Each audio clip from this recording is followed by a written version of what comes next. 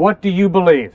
I believe that there are people out there who may wish to destroy you, people who may tell you that the way you believe things are different from the way we believe things, and thus that makes you the outlier, someone who must be scorned. You gotta be kidding must me. Be pushed away. You have a free will to believe whatever you want to believe. I got a free will to believe whatever I want to believe. And thus I alone will spread the word of El Ira. And I will tell you, we must be cunning and full of tricks, and our people will never die. Digger, runner, hunter. There are people out there. What's the evidence that you will never die? The Bible, Judas betrays Jesus, and Jesus told him beforehand that he would. Yeah. And of course, we all have free will. Like, we know that we have free will here and now, but at least for Judas, it was predetermined, and he still made the choice to betray Jesus. And so, I wrestle with it sometimes, even though it's predetermined. Was he still free to make another decision if he wanted to? And with that decision, was he punished for it if it was already predetermined? Predetermined in the sense of he was going to that cross. The Father and he both knew he was going to that cross. So for Judas, his hand was still in the dish up to the very end. And so what did that signify? That even then, Jesus was giving him the door wide open to say, I want to repent, I want to change, I'm not going to ultimately go through with even more evil steps to hang one of my closest friends on the cross. So there's that tough balance, you're exactly right, between free will, but God already knows what's going to occur. And even the bad things fulfill his great purposes. So that's why for a Christian, we never are to look at things like suffering and evil and just say, oh, isn't that horrible? Isn't that always terrible? A good God would never allow these kinds of things. No, we're to look at evil and terror and suffering at times and not be masochists, but say we can grow through these things. I mean, look at Paul, look at Job, look at David, look at even Esther in a way. People grew through their suffering and pain. People also grew into realizing their great potential or their great downfall when they didn't live out God's calling on their lives. But God clearly has a calling for your life and for my life that's outside of space and time that he only knows and we don't know.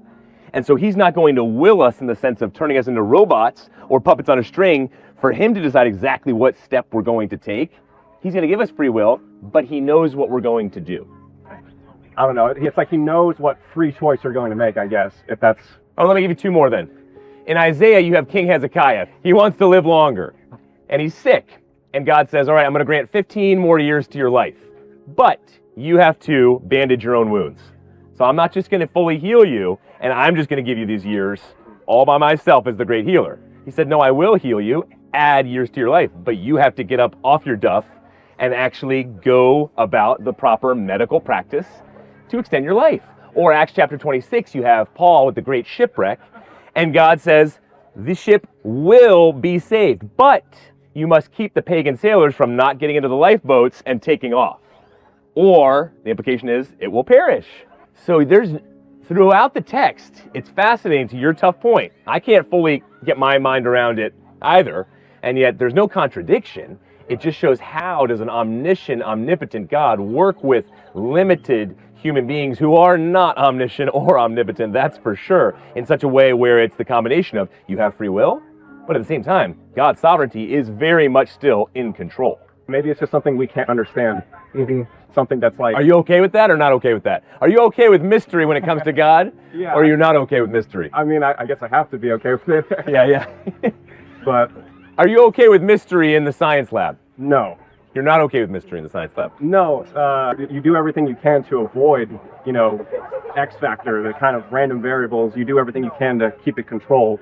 But that does mean that, even in like practical applications, certain experiments just flop. And for example, like in biology and things like that, like it just doesn't work when applied to like living things versus in like test tubes. And so I guess it's nice to kind of try to like build your life in like a box where everything's predictable, but I guess it's not really like that. Yeah, because there's constants that you have to operate off of even in the science lab. Yeah. Now, where do those constants come from? Now, do they just come by chance? Are they just somehow magically held together by chance by this universe? I have a tough time with that. I think there was a designer that actually designed and hold those constants together. I think that's much more likely, according to, I would even say, Occam's razor. Yeah. I don't like when atheist scientists say, oh, science will figure out everything. I call that science of the gaps. Oh, science is just going to explain everything. We just don't know it right now. Okay, so you think science is going to explain are seeking after truth in English literature, in history, in consciousness, free will, in understanding how exactly love works. I mean, there are so many categories, it's scary that it's just science is supposedly going to be able to find truth in and be the ultimate arbiter of truth in all categories. That shows tremendous willful blindness of our age, sadly of this generation. Yeah. And in some ways, many people are fighting back against it, but in others, I mean, even the generation behind yours, it's just blindly stepping out, oh, of course, science. Oh, of course, science. You can attain a lot of truth with science. You definitely will never be able to attain all metaphysical, philosophical truth, psychological, through science. So it's like the metaphysical, the things we can't observe, constants, Yep. you know, like complex things that we can't, at least right now, observe at all. How do you avoid just saying, oh, well, that must be God then? Because you don't buy into the Greek pantheon, you don't buy into Zeus and all the other Greek gods. The lightning came down. Zeus must be angry with us. Where in the world do we get from Jesus Christ that the lightning is about to strike you, so God must be angry at you? Quite the opposite. The reason why science started, really, was because right out of this great old book, the Bible, it starts with, in the beginning. So all of a sudden we start to get an understanding that this universe had a beginning, which is what science took thousands of years to finally start to say, oh, actually, they got it right a couple thousand years ago, those theologians. And so there's nowhere in the Bible where you get a God of the gaps.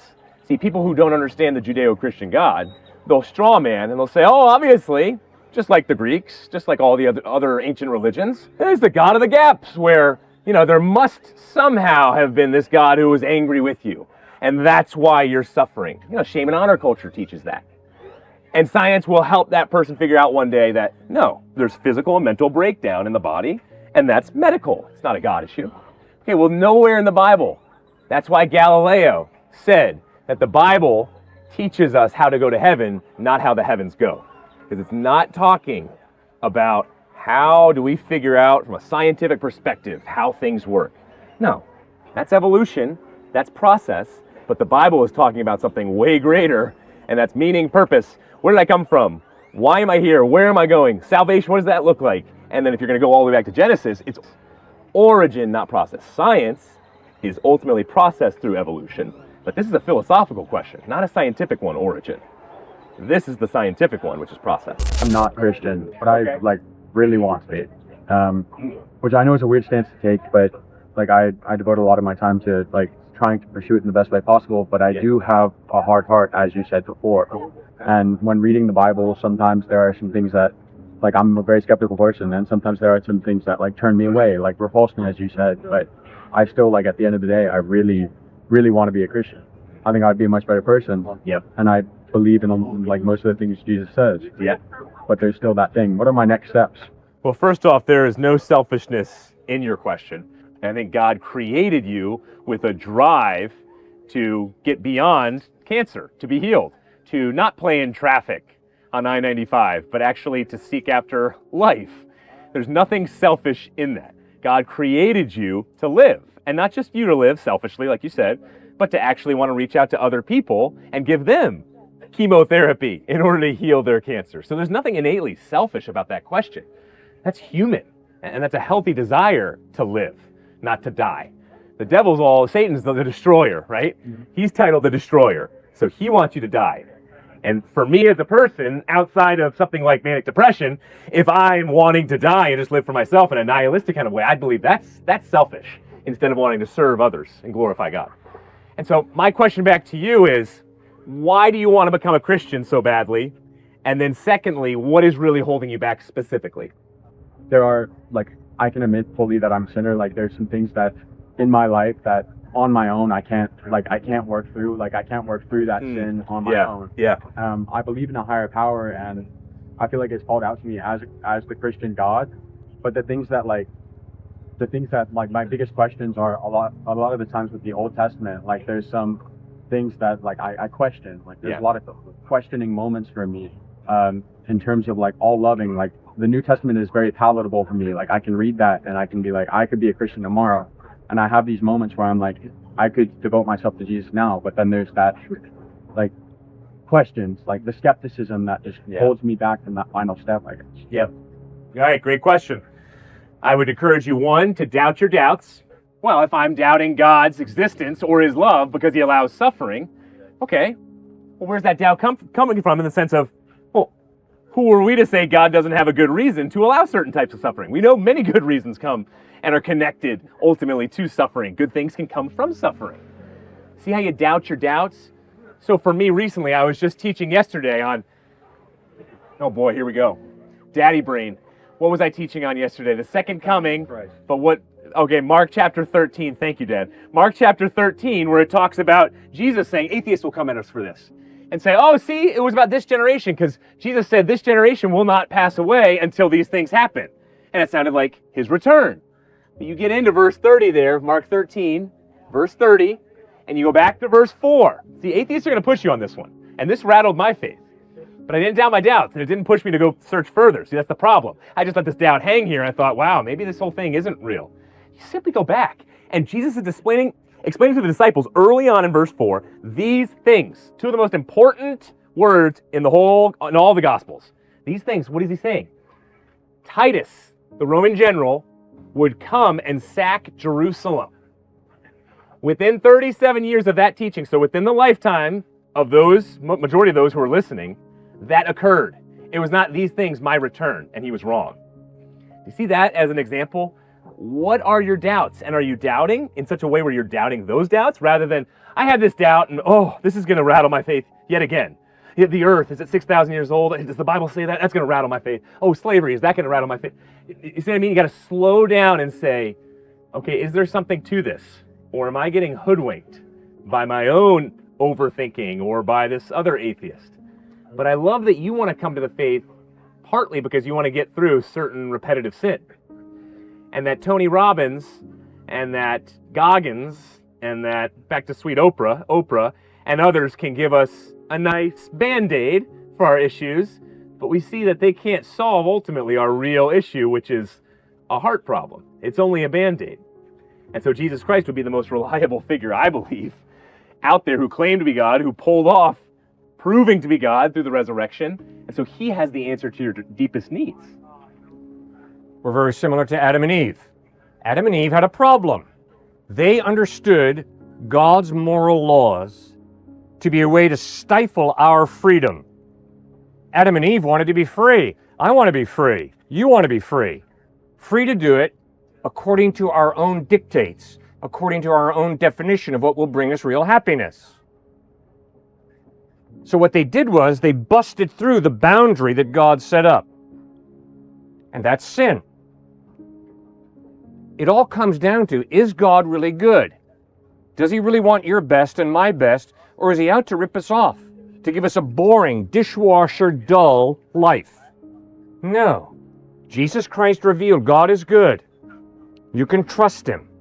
Even though there are a lot of impulses, a lot of feelings, a lot of temptations that would drag you and me in a certain direction, that's wrong. He's good. So that's what you got to grapple with, the goodness of God. Is he really good? Can you really trust him that he draws those boundary lines to bring you real good life? One of my big questions, like one of the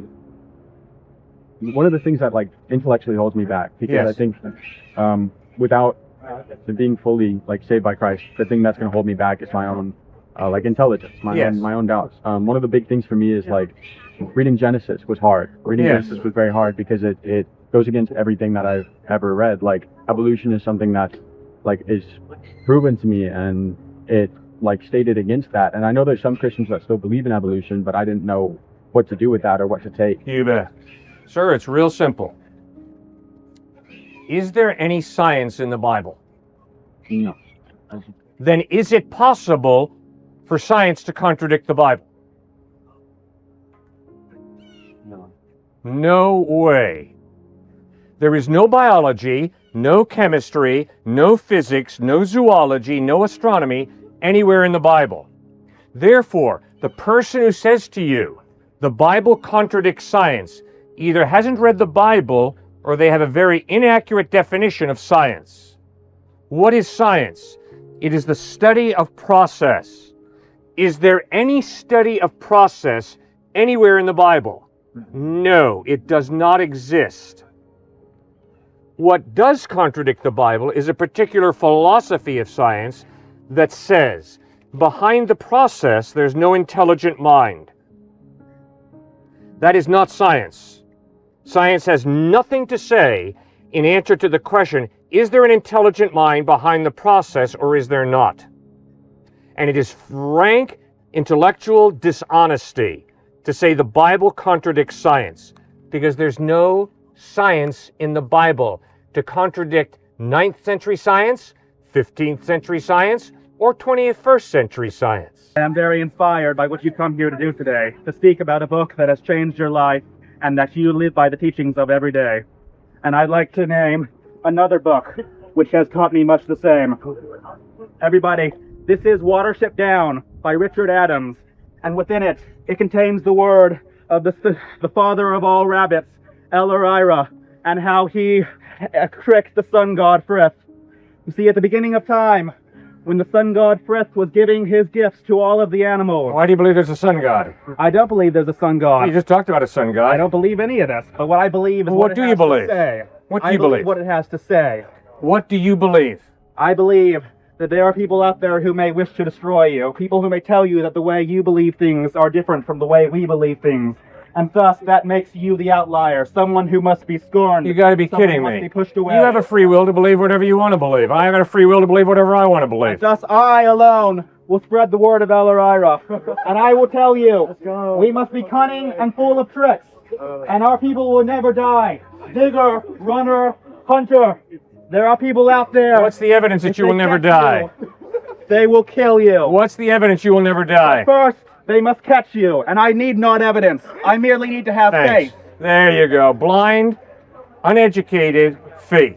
That's gullibility, sir. That's not wise. That is beauty. That No, is it's the not beauty of beauty. the rabbit. No, it's not beauty. I love the rabbit as I love all of you. Well, I'm glad you Thank love. you. That's great. Have a lovely day. Thank Where you you very love much. people. That's great that you love people. That's exactly what Jesus taught. Love people. There was 500 people that saw Jesus after his resurrection, and like the only place you can find that is within the Gospels. I was wondering if like there's somewhere outside of that, or if like we're just supposed to take the Gospel for what it is. Does that make sense? All right, great question. So it's supposed to be, so it's the disciples, the one who's abnormally born, Paul, and the 500. So it's more than 500, but you're right. In those 500s, we don't get a specific name right there. But if you trace back to Simon of Cyrene, father of Alexander and Rufus, or you look at Luke chapter 24, one man is named, the other is not on the road to Emmaus. Or you look at the name Malchus, the one who Peter cut off his ear in the garden. These names are being highlighted to say, go check with them. And so Paul uses the exact same form of writing in 1 Corinthians 15, 3-8, which you're talking about, which is our earliest actual creed that we get, appealing to the evidence for what happened, where Paul is saying, all right, many have fallen asleep, which means died, go check with the living. So why he doesn't give more specific names other than the disciples, himself, but why he doesn't start naming like we've got those names all elsewhere, because they're called footnotes. That's how nonfiction was written back then. Footnotes by saying Simon of Cyrene, but he's the father of Alexander and Rufus. So Simon and Cyrene, that's where he's from, Cyrene, so you may know him, but if not, you'll definitely know Alexander and Rufus, because they're named. Otherwise, they would have just been his sons. Nobody would have known them. But it's Alexander and Rufus, so go check with them and ask them, did the resurrection occur? Who was this Jesus? So I love that. No other ancient manuscript we have such nice, detailed footnotes of. So that specific 500, there was implication of people knowing who they were already in the community. But Paul's saying, don't gullibly, blindly believe about this resurrection. Go check with them. Later on, Acts chapter 26, verse 26, I love that Paul says to King Agrippa, these events did not occur in a corner. Meaning, this was not some type of little Branch Davidian, everybody come in here and drink the Jim Jones Kool-Aid, and let's go to our deaths together in the most violent type of way imaginable. No, he's saying, King Agrippa, you've got all the evidence you want. Talk to these 500. Talk to more beyond them. And yeah, you decide for yourself. But I love what he's saying there because it's showing that King Agrippa is looking barely at the evidence at best. Because Paul is challenging him, saying, this is not done in a corner. Go check it out. But he's probably not wanting to check it out because he's king. He's filled with pride and he wants his own tribe, obviously. I've heard y'all talk about like the Gospels of Thomas and Gospel of Peter and how they're filled with like Gnosticism, and so that's why they're not considered like what we consider the Bible today. My question is though, like, two of the Gospels are not of disciples of Jesus, Right. Yep. but these people are. So how do we know that like these two that are considered like part of the Bible more reliable than what Peter and Thomas and those Gospels include? If you look into those Gospels, they were written later. Secondly, they're not written like Mark, where you have this happened, then this happened. It's written with incredible historical narrative type genre. Incredible. But if you look at the Gnostic Gospels, you're going to have a cross that's talking hundreds of feet up in the sky. You're going to have this tomb that had all these different elements of fantastical characters. It's not written as historical narrative. So you're exactly right. That's a good point that's made sometimes. Well, wait a second. Why weren't there other clear people who knew Christ? Why didn't they write these? I think that's a better point for the Christian faith. That's more reliability and credibility for it. Now, why? It's because the disciples, the authors themselves, the Christian community, were not going to say, hey, let's change this and make all four eyewitnesses. Instead, it was, no, we're not going to change this, because Luke, despite not being a direct eyewitness, knew an eyewitness, and he was the one who followed Paul around closely, but he was a doctor. And he wrote to Theophilus and said, excellent Theophilus, so Theophilus, a great pillar in the community, very wealthy, I'm appealing to you, not having made these things up, no cleverly invented stories, don't take it from me, look at the evidence yourself. All these appeals are amazing. So remained the women at the tomb. That again, the early Christian community could have totally swept that under the rug and said, hey, no longer look at it this way. It's the men who were there, so it's more credible. But they left it out this way in such a way where Luke knew an eyewitness, but wasn't an eyewitness himself, but that was enough to be able to really get the details and the evidence behind what occurred. Do you not believe that like Peter and Thomas wrote those Gnostic Gospels? I mean, we don't know for a fact if Matthew, Mark, Luke, and John wrote those Gospels. Right. But most likely they did, because there's no evidence to the contrary that we have. Mm-hmm. And if you most likely have the dating of an ancient document like that, more than likely you have the name that was connected to it. So the issue there was Matthew, Mark, Luke, and John on the earliest scroll, the name didn't come in the front, but the names were found within the scrolls. That's why they're named what they are. So any slightly quasi-wise in his own eyes or her own eyes atheist who's going to say, oh, clearly you don't have the names for these Gospels, so they can't be right. Well, we do have the names, but they weren't out front. And then secondly, what's your evidence that we don't have the names, right? Because they are there, but they're not exactly where you want them to be. And even if we got the names wrong, why would that ultimately matter? It's whether those documents are historical and credible or not. And so, no, I would land on Peter, Thomas, Enoch, many of those that were considered by some to have been, they should have been in the canon. Well, they were written later. And many of them were not written in such a way where they were clear to the majors of the faith. They focused on small things or heretical things like Gnosticism, which came along later, saying that, no, Judas was trying to help Jesus get rid of his body because he's all spirit. So you saw what happened, and that's why different books were also left out. Is that heresy? Some people like to believe that they know God's will is to always keep us healing, to keep our bodies full and fit. Right. And I've just been contemplating and thinking about that a lot because the people I'm around talk about that. Sorry to hear that. It's okay. And I'm just wondering your thoughts on that. Yeah. What do you think about it? Isn't it too bad that Jesus didn't have enough faith? Because, man, that dude suffered one of the most painful deaths possible. He obviously didn't have enough faith. That's why he suffered the way he did. That's why he was rejected the way he was. That's why he didn't have enough money to buy off Pontius Pilate and escape the cross. If you're going to follow a human being, a person who claims to be God in human form, and he goes through the rejection and the suffering that Christ went through, and then you're going to turn around and say, well, if I have enough faith, I'm not going to be poor and I'm not going to have health problems. I don't know what you're smoking, man, but you're so out of touch with reality, it's scary. I'll tell you what that is. That's a human-based, selfish gospel. That's what that is. That's what the health, wealth gospel is. If you have enough faith, you won't get sick, and you will not get poor. Ah, baloney. The vast majority of followers of Christ who live in Africa, South America, and Asia fall far below the level of income that we have in the West. And that doesn't mean that they have lack of faith. It means they're born into an unfair, messed up world. Stuart, what do you think? Teachers will be judged more harshly. Out of James, right? That's a pretty intense verse that you need to take seriously. And so a pastor who raises money, $54 million for a jet, I think is in a lot of danger. Because what you're doing is you're preying off of oftentimes a lot of the poor. And what you're doing is you are taking money from people and promising blessings, and you don't have that kind of power to promise a blessing over somebody's life. If I tell you right here and now, you guys listen to our message, and life is going to go great for you. Not only just positive psychology for you, but we're going to bless you. And if you have a demon, we'll hit you on the little forehead and make you fall down, and then maybe you'll back to life, and you'll be fully blessed in every kind of way. Okay, we don't have that power.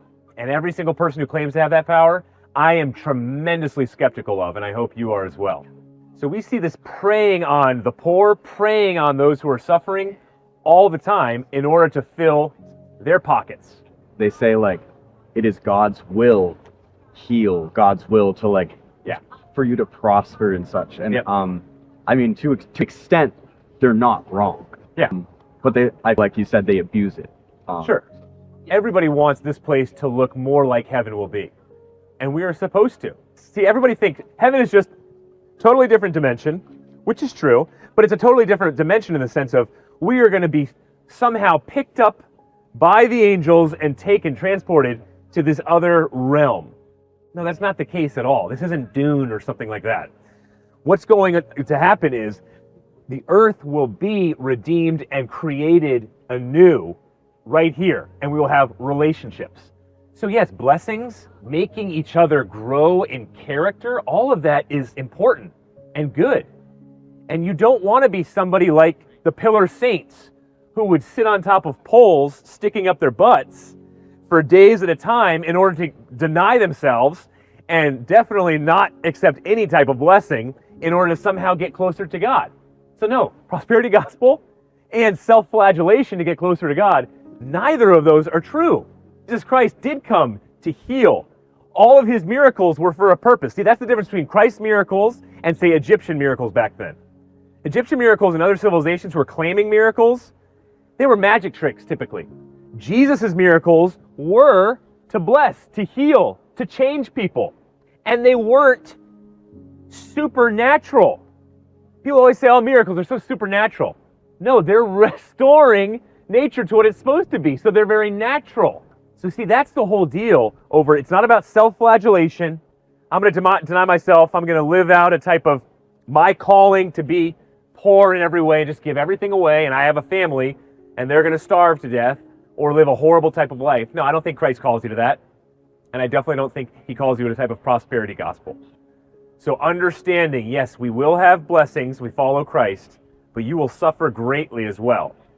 Christ suffered, Paul suffered, Job suffered, David suffered. The list goes on, and just about all the eyewitnesses eventually went to their death through martyrdom in some pretty painful kinds of ways. So understanding the balance, we can grow through suffering. There is prosperity oftentimes, but for the majority of people, real prosperity is not going to come until heaven comes to earth. Why would, in your worldview, God basically, it almost seems like set or give people different opportunities to get to heaven or hell? Yeah. And how that coincide with free will when it seems like in general so many people tend to just follow the religion into which they were born? So just because my parents told me that Jesus is the truth doesn't mean that he's not the truth, right? So becoming an adult means you have to think for yourself. And the majority of my atheist friends grew up in Christian homes, okay? So just because you grew up in a home that taught something doesn't mean you have to follow it. You have a free will, you're responsible. Is God going to judge me differently from a guy who was born in Papua New Guinea and never heard about Christ? You bet. God is going to judge us according to what we had as opportunities. God is not going to judge us based on our ignorance. So because God is all-knowing, he's in a position to judge each one of us uniquely, fairly, and justly. Say someone follows a different religion that they were taught and that they believe to be true. Yeah. You think God will judge them in a way like I'm not, if they were exposed to Christianity, you would say they would go to hell. But what if they believe just as much as you that their religion is true? Good. Or what if an atheist believes that You bet. they're right? This pink elephant, you know, the one right here? This pink elephant gives my life meaning, purpose, and direction. This pink elephant is awesome. I'd say your pink elephant was the same thing as you saying that God exists. So like, Good. how come you get to decide that your God is the correct God? Okay, I don't decide that my God is the correct God. The question is the evidence supporting the pink elephant is right here? No. Thank you. No. Does the evidence support some type of a God existing? No. No? Say no one can actually know if God. I'm agnostic because I don't believe anyone could actually know that God exists. I think it's impossible to live an agnostic life because you have to make ethical decisions every day, and the ethical decisions you make tattle what you really believe. You have to make a decision every day. Are people valuable or are they trash? The decision you make shows what you really believe about reality. You have to make a decision every day. That guy in that casket or in that urn, is there life after death or not? You have no decision, you have no option. You have to decide. So you see, sir, the decisions that you make tattle what you really believe. So please don't tell me you're agnostic. I like not that doesn't show that I'm saying that I believe that no one can believe that no one can truly know if their God is correct or not. Like I don't believe that you can truly be 100% sure. Yeah, that's right. Yeah. You're absolutely right. Yeah. I'm not 100% sure that I'm not a bad dream you're having right now. Yeah. Okay? All right, so we agree on that. Yeah. I can't prove anything 100%. Correct. But guess what? As a thinking human being, I don't base my life on proof. I base my life on evidence. The evidence is that his face starts right there. That's why my fist stops here. Not because I can prove to you 100% that he's right here. Maybe my eyesight's lying to me. But they're like, yeah, that's true, but we tend to just go off the presupposition that senses like work. But no, I don't go off a presupposition that my senses work. I experience this. That's a sense. Yeah. Yeah. So Well, I'm not presupposing that my senses tell me the truth. I'm experiencing this. And I know very well that if I smack him, there's going to be contact. Why? Because the evidence of my experience tells me that's true. Because I've been hit and didn't feel good. So the evidence is that, yes, my senses perceive reality. That's why I trust my senses. Well, but that's a circular position. So you trust your senses Because my experience, my senses, putting me in touch with reality. That's why I trust my senses. So you have no presuppositions, like. Yes, I have presuppositions, but I can promise you, as a thinking person, I'm going to question those presuppositions, and I'm going to ask why. Why have I embraced those presuppositions? And the reason that I have embraced the presupposition that my senses perceive reality is because I experience contact, touch, and I talk with him and we find out yes. Now, why do you trust your reason? His reason is a presupposition, like there is nothing to base it off of, but we act as if it exists. Same thing with your senses. When you're saying that you touch him and you believe that you're touching him, in general, science would say that you could theoretically put your hand and one in like hundreds of billions of times it would go through him. That's the thing that's said in science. Do you disagree with that? I sure do. So you disagree? So you disagree with science? Yeah, walk through the tree. Please, Well, go right ahead. Walk through the tree. It's unlikely because the particles are moving, but in general, the particles are moving, and your particles are moving. So why can't you walk through the tree? Well, theoretically, you can. Theoretically, baloney. I can't base my life on theoretical. Crazy doesn't mean that in science it can't theoretically happen. I know it sounds crazy, but thank you. It sure does sound crazy. In science, that does happen. Oh no, it does not happen. I have never watched a man or a woman walk through a tree. I've never watched someone be resurrected. Good, but guess what? You do know that existence is real, that life is real. And so now you've got to ask yourself the question, is it more reasonable to believe that life comes from non-life that existence is produced by non-existence, or is it more reasonable to believe that life comes from life and that existence comes from a creator? What's more plausible? Not what you can prove. I know you can't prove anything, neither can I. But what is more plausible? What is more reasonable in light of the evidence? That's what you got to ask. And don't give me this garbage that, oh no, science has to prove something in order for me to believe it. Science has nothing to say about love. It has nothing to say about meaning in life. It has nothing to say about life after death. Nothing. Because science deals with what you can observe, what you can quantify. And you can't observe and quantify love, meaning, and whether there's life after death or not. It's far more reasonable to believe that morals come not from matter, but that morals come from a personal being who defines what's right and wrong. It's far more reasonable to believe that life comes from life. It is not reasonable for any of you guys to believe life comes from non-life. Oh, that's a miracle, guys. The only problem is you guys don't have a miracle worker. There's no God for you. No, don't hold on. Think accurately. Life does not come from non-life. Never. Can you show me life coming from non-life?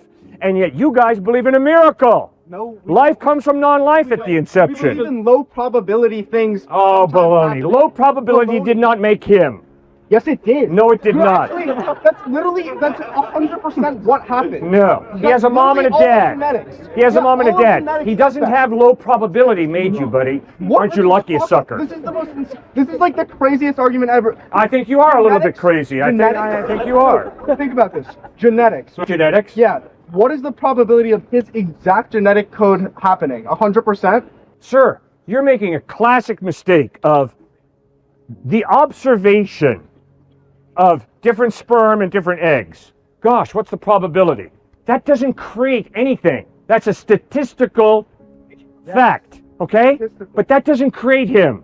What creates him is a mom and a dad, two living beings creating him. You don't get life from a statistic. And by the way, you don't win the lottery because of a statistic. You win the lottery by buying a ticket. And that's my whole point. Science is a wonderful description of reality. But I can promise you, science doesn't create.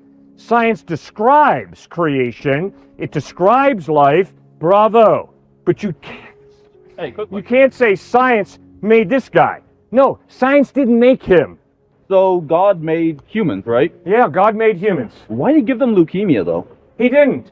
Human beings rebelled against God. We went over this already in Genesis chapter 3. When we rebelled against God, that's where things got messed up. I mean, I didn't rebel against God. Oh, yes, you have. Okay, so what's your... So have I, by the way. I've rebelled against God also. Sure, so all those little toddlers who get leukemia, because they do, and that's very sad. They deserved it? No, they didn't deserve it, but they are born into an unfair world, a messed up world. Yes, but that is an evil explicitly created by God. No, it is not. That is not. It is a free decision to rebel against God. And when people make that free decision to rebel against God, which is why he got leukemia. No, false. The guy gets leukemia because he's born into an unfair, broken, messed up world. That's the world I was born into. That's the world all of you were born into. So, wait, remind me, the world is messed up and broken, which is why the kid gets leukemia. What made the world messed up and broken again? Human beings rebelled against God. But human like beings Eden, or are we talking like in general, us right now? We're talking about our forefathers and foremothers, and me and you. We've all rebelled against God, and that leads to destructiveness. No, I don't believe. You have to believe in determinism. I do. Good, bravo, well done. Thanks. Yeah. Good. I believe in Smack. that viewpoint. Smack. Did you hit her, Cliff? Because I had to. It was determined that I hit her. It's not I had to. Oh, yes, it is if you believe in determinism. It's not I had to, it happened. Oh, happened. Yes, correct. Yeah, baloney. What do you mean baloney? Determinism means it has been determined that I hit her. Yes, correct. Well, thank you. Yeah, That's right, you're right. Yeah. Okay, and my point is, if I hit her, turn to you and you ask me, why'd you hit her? And I say, because I had to. It was determined. You know I'm lying through my teeth, I hope. well, That's not at all That's what not what determinism yeah, is, to yeah. the extent that Determinism means it has been determined. Determinism means I don't have a choice. It's been determined. Let's be honest with our language, guys. I'm being honest. No, you're not. Yes, I am. I said I believe in determinism. If you hit her, it wasn't. There's nothing of you that makes it your fault. There is no your fault. Good. It's just inputs and outputs. Good. How you're genetic. I fully believe in determinism. I'm not lying. But you can't live it out. Yes, I can. If Every I word smack that's coming her, out of my mouth, are you going to hold that me responsible for smacking her or not? What do you mean? Are you going to say, There Cliff, is no it you. was wrong? There's good. I like you. Yes, Very good. There's no I know you. it's- And I would insist you are wrong, and it's proven by you how you live your life. No. Hey, this woman says I love you, and you say, I understand, you have to love me. You don't live that way, man. And if I smack her, you're not going to say, oh, Cliff, you had to smack her. And if I'm racist, you're not going to say, Well, oh, using Cliff, the I word- understand. You have to be racist. No, the worst mischaracterization. It's inputs and outputs that create racist people. That's the way to characterize. Oh, I see. Yes. So all my white racist friends have input and output, Yes. and they just have to do what they're determined to do. Have to do it. It just comes to. Oh, come on now. Determinism means is what it there's means. no you. You do what you're programmed to do. Yeah, that's true. Thank you. You're So doing be what you're consistent. supposed to do. And I'm standing here saying, my white racist friends, I got to look them in the face and say, you're wrong, and you better change your behavior. And maybe that will be an input that changes their behavior. And that input and you saying that comes from things that happen to you. And things that happen to you come from other inputs and outputs. Yeah. Okay. Determinism. Well, I don't agree with you because I don't we think disagree. exactly. It's okay. I don't think that my behavior is determined by my bad potty training from my mom and dad. I It is. insist. It's one of your inputs. No, it's not. Yes, it My behavior is a result of my free choice. Okay, quick question. I disagree. Wait. Don't interrupt. We're with him, and we'll get to you. Yeah. Go ahead. No, wait, I'm building off of his. No, forget it. He's talking. Go ahead. I completely disagree. I think every word that's coming out of my mouth, Yes. all this vocabulary, like Right. everything I know, Right. comes from inputs and outputs. All of my beliefs come from inputs and outputs. Yeah. I disagree with you because of inputs and outputs. If I was in your situation and I grew up like you, I had the exact same genetics, I would be standing there like you, and you would be standing here like me. Okay. Inputs and outputs. So yes, determinism possibly is right. But if a dude, all right, come here, you dude with a beard. Let me hear a second. All right. So this guy comes around a corner with a stack of books under his arm. I haul back, smack him as hard as I can. I'm hauled into a court of law. I stand before a judge, and the judge says, hey, Cliff, why on earth did you go up and smack this guy as hard as you can? I say, it's very simple, Your Honor. I grew up with an abusive father. And my abusive father had a little balding, gray hair like this. And whenever he would abuse me, he would take a big book and slam me over the head. And this dude just so reminded me of my abusive father that I had to haul back and hit him. Yes. The judge will say, Cliff, I'm really sorry that you had that kind of abusive father. Yes. But you are still responsible for hauling back and punching him. The legal system in the United States, I am glad, is based not on determinism. It is based on the free will that we all have, which means we are responsible for what we do. I don't think that, I think that in general, people who were abused, do you agree, tend to abuse more in the future. Do you disagree with that? I don't think that a person who's been abused has to be an abuser. They don't have to because there are other inputs and outputs. But if someone is abused, it seems like, in general, they tend to abuse more. Does Do you disagree anybody with love that? you? Well, then if you hope so, it means you value love, right? Well, yeah, but I would disagree with what love is when you say it. And I respect your intellectual consistency. I respect it highly. You're living it out. And I think it's scary. Why? Why? Yeah. Because it means that I am not responsible for what I do. What I do has been determined. I don't make it political, but things that, for example, structural racism, stuff that has happened in the past leads to things in the future. Right. This is where these ideas come from. Yeah. Things that happen in the past affect what happens in the future. Yeah. Right? And if you all the inputs and outputs of the world that happened in the past, that is why we are where we are today and what is happening the way it is today. Okay. That's the idea. I disagree. Okay, yeah. Why? I respect Harriet Tubman. I respect Gandhi. I respect Mother Teresa. Well, why, Cliff? Why do you respect those people? Because obviously they didn't have to do what they did. Instead, they chose to contradict their culture. They chose to contradict their upbringing. and they chose to fight the caste system, to fight slavery at the cost of their lives. That's why I respect them. I don't respect them because they had to do what they did. And I don't excuse a racist because you grew up in a racist environment, and so therefore you have to hate people of different ethnic heritages. Baloney. You don't have to hate anybody. You choose to hate, you choose to love. You choose to forgive, or you choose to stick it to a person who's hurt you. That's my experience of reality, guys. Now, if your experience is different, so be it. But I think you're lying to yourself and you're lying to me. You know very well that you respect Gandhi, Dr. Martin Luther King, Abraham Lincoln. Why? Because they contradicted their culture. They contradicted their environment. They followed their conscience instead of following the status quo. Now, if you don't respect those people for that reason, fine. You respect the things they Tell me why you respect them. Well, I don't respect them, Cliff. Well, there would be another disagreement that you and I would have. I don't think they exist anymore, for example. All right. The people who are dead. All right. I feel like paying you for standing out here and going at it with me. I cannot thank you enough. And I really respect your intellectual consistency. I am sick and tired of talking to atheists who say, oh no, they're moral objective truths. Baloney. You know they're not. I'm not. If there is no God, it's all a pile of chemicals, and we're just living out our chemical reactions. Correct.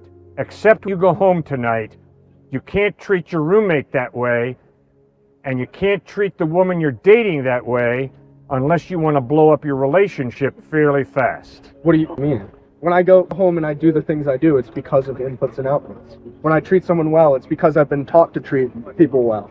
No. Yes. It's because you make a decision about how to handle those inputs and those outputs. Well, your chemical structure makes a decision. The point, I agree with you. There are chemical reactions in the brain. We agree. My point is, there is still a you that makes a decision how you're going to treat your chemical inputs and outputs. Of the chemical structures. You believe there's something that, but you would agree, we can't point to that thing, and we can't. That's right. It's not material. But it's nothing.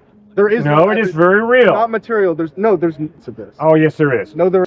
Your brain, I can physically dissect your head and touch your brain and analyze it. Your thoughts, I don't have any access physically to your thoughts. Well, wait, yes, you... No, I don't. You do. I cannot take your thoughts and put them in a test tube. I can take your brain and put it in a test tube, but I cannot take your thoughts. But you can connect things to my brain and see what I'm thinking. No, I cannot see your motives. I cannot see your motives. You're changing it now, though. But you what someone is thinking about. You can know if someone, for example, let's say someone connects something to your brain. They can see and puts up a thing, and they're like, "Do you agree with this?" They can tell if your brain agrees with it or not. I make a decision. Okay. In other words, not the chemicals made a decision. Make that decision. Yes. A lot of different issues. A lot of environment, will, free will, love, forgiveness. Okay. Some of them are very tangible, like genetics, like my environment, and others of them are intangible, like love, forgiveness, compassion, empathy. That's why I do it. Pardon? What made you feel those things? I can change my mind. You can change your mind. You can change your mind, but you have to will your mind. Where did that will come from? It came from my soul, from me, from my rational mind, my conscience, my emotions. That comes from God. Yeah, those are God-given gifts. So, but if there is no God, those gifts do not exist.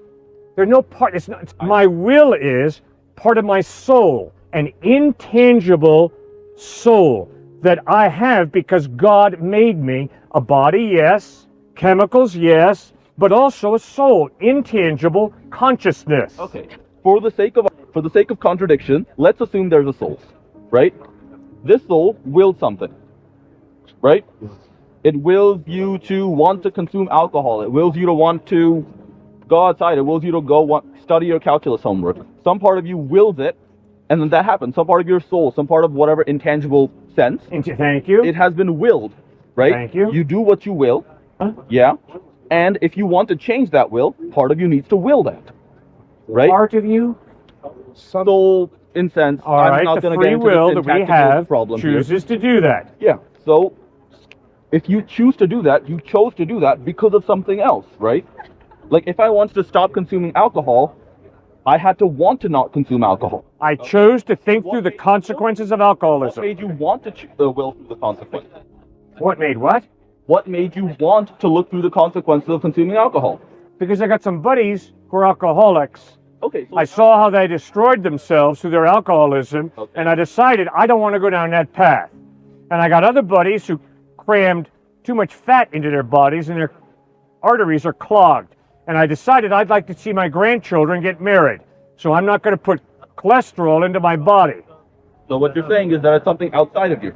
And what I'm saying is I made an observation of reality, Okay. and based on my observation of reality, I made some decisions. How can you say that you have free will if your will originated from something outside of yourself?